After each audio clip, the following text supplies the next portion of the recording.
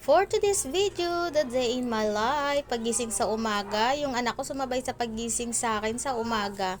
At ayan, maya-maya, kinuha na niya yung cellphone at hinayaan ko nga muna siyang mag-cellphone dyan ng ilang minuto habang may ginagawa pa ako sa kusina. Ang dami ko talagang ginawa dyan ngayong umaga.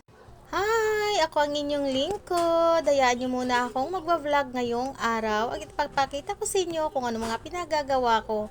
Naghugas nga muna ako dyan ng mga plato at baso. Yung kinainan namin kagabi dahil hindi ako nakapaglinis, nakapaghugas ng plato at baso.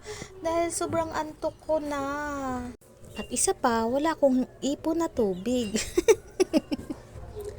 At ayan nga, habang naghuhugas nga ako ng plato, iniisip ko na naman kung anong isusunod kong gawain. Anyway, marami pala talaga akong magagawa dyan ngayon dahil may nag-aantay sa akin na banlawin. Pagkatapos niyan ay magbabanlaw na ako ng mga damit na nakababad ng mga puti. At ayan, sa sobrang dami nga naman ang hugasan ko dyan at minamadali ko nang matapos yan. Dahil medyo tanghali na nga yan.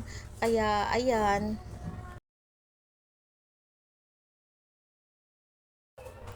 at pagkatapos nga dyan ngayon ay eto ang ginagawa ko, maghuhugas pa. O syempre, sa sobrang dami nga naman talaga ng hugasin ko, ilang piraso yan? Siguro mga 10,000 pieces na kutsara and 5,000 pieces na plato.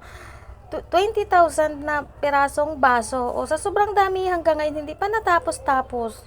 At ayan, nagbabanlaw na ako ng mga plato na sobrang dami, halos mapuno na ang lababo.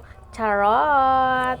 At ayan na nga, sana hindi kayo magsawang manood ng aking video na sobrang haba dahil yan ay ayan, nilipat ko na naman sa ibang anggulo ang aking camera. Dahil patapos na ako dyan, magbabanlaw na ako ng mga baso at mga kutsara at plato. Ayan po. Sige, manood lang muna.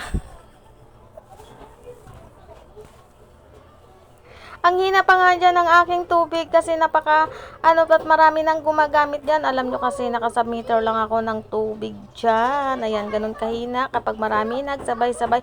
Anyway, nasa labas na pala ako at magsasampay ng damit. At mabilis lang Ayan. naman din yan matuyo Diba? dahil ang araw, Ang init ay maghapon, mamayang tanghali nga siguro ay tuyo na yan. at biglang nga namang lumabas yung aking alagang si Yumi dyan.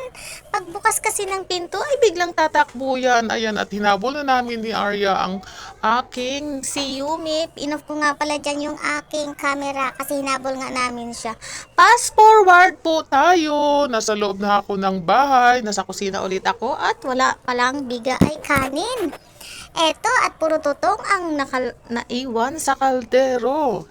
Ibabad ko muna yan ay kasi magsasaing na. ako. Eto at wala pala akong bigas mga lodi. Ayan, fast forward na naman tayo. Naglagay muna ako dyan at nagsasaing. Tapos pagkatapos Ay nagkape na kaming dalawa ni Arya. Hanggang dito na lang. Thanks for watching. bye!